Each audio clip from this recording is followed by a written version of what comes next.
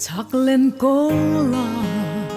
chor tha hayang thovin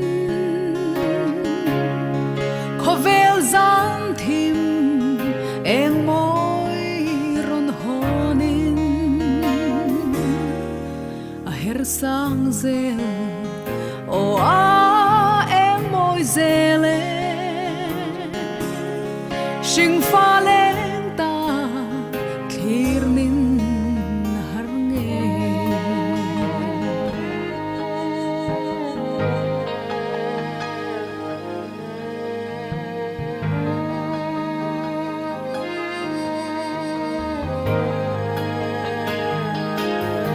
nung cha lên bồn an thir ning long che lim min an dài i em môi lo min par môi tin lệ sia thing vu dòng pon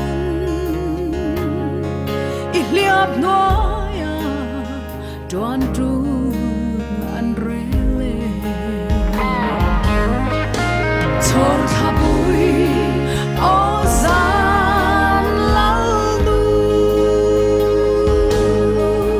mal som tin khur du ni la sing fa la ro puyang sur tiro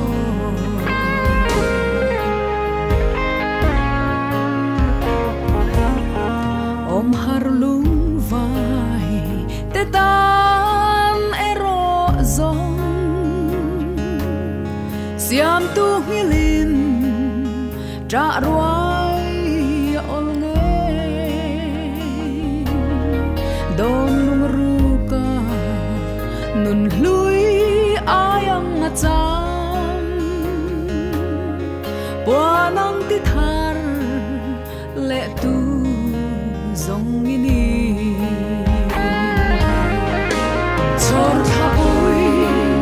o zan lau du mang som tin phur tu ni la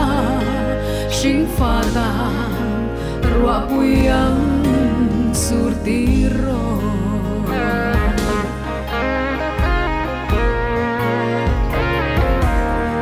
min đêm lâu la e mà na chuan in e i hliap noi a nawang nui za in lung du te nen dần khua xia vang kan to tu na e ro i her chua ui silo chor tha bui o zan lau du mang som din phur tu ni la sing fa ta ro puyang sur tiro